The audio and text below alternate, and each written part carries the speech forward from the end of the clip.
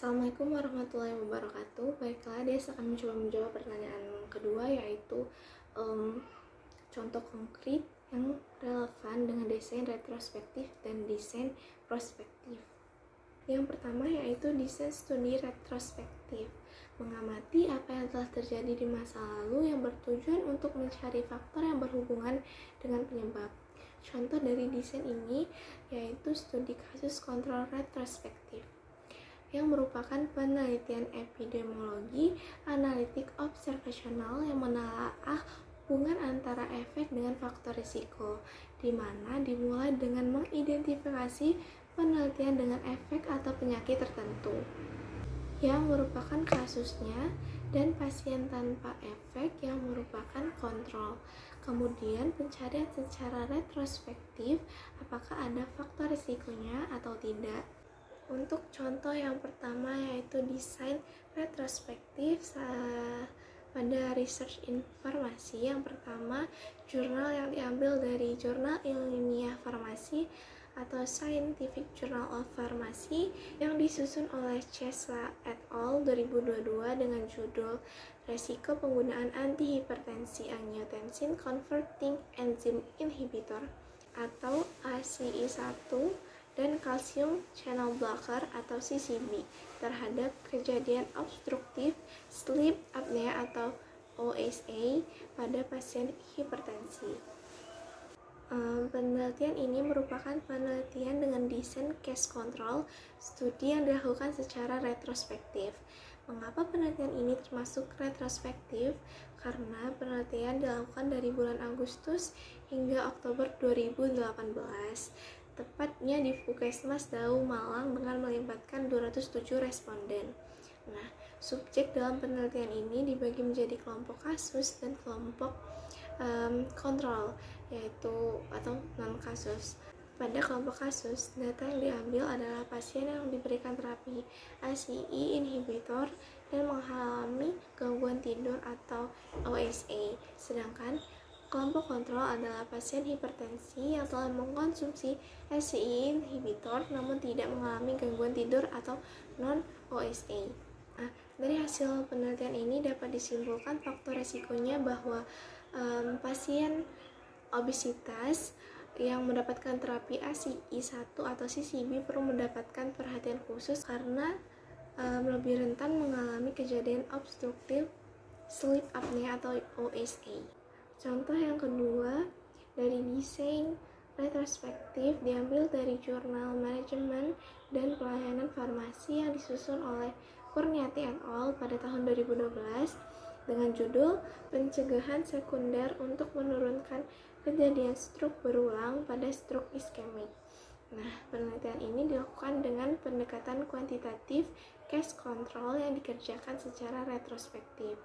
Populasi pada penelitian ini adalah semua pasien stroke iskemik di RSUD Dr. Muwardi Surakarta. Sedangkan sampel terdiri dari dua kelompok, yaitu kelompok kasus dan kelompok kontrol.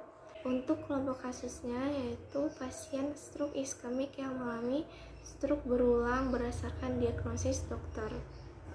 Dan untuk kelompok kontrolnya yaitu pasien stroke iskemik yang pernah didiagnosis stroke dan belum pernah mengalami stroke berulang.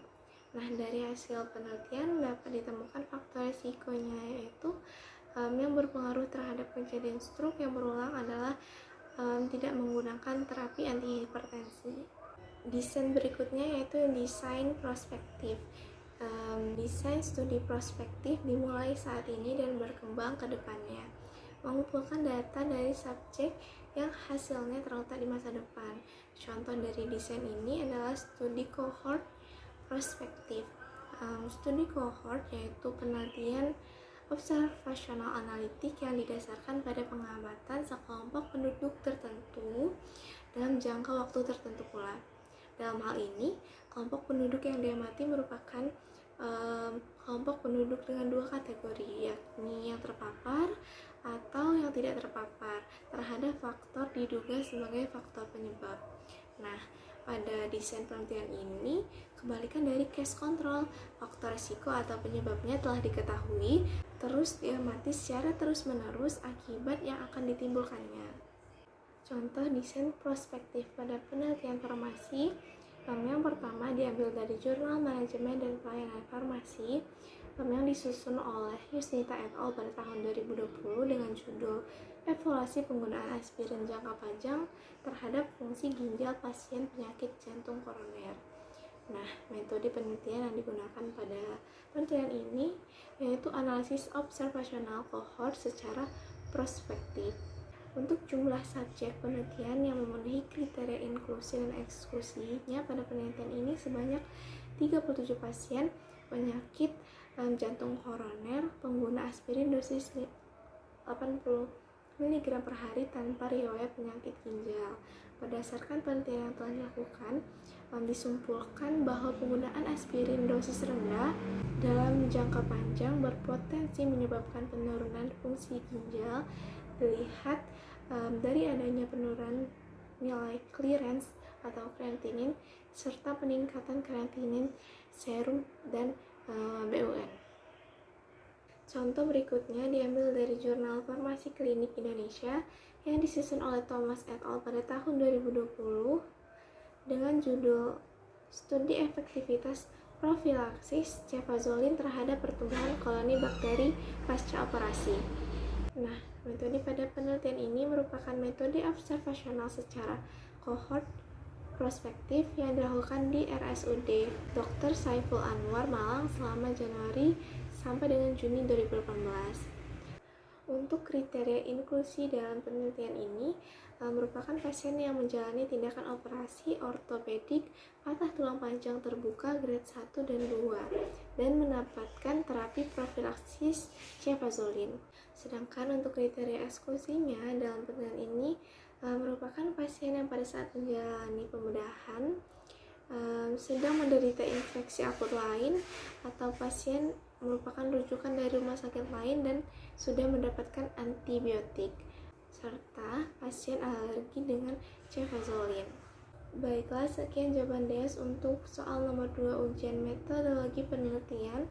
Lebih dan kurangnya saya mohon maaf. Assalamualaikum warahmatullahi wabarakatuh. Makasih.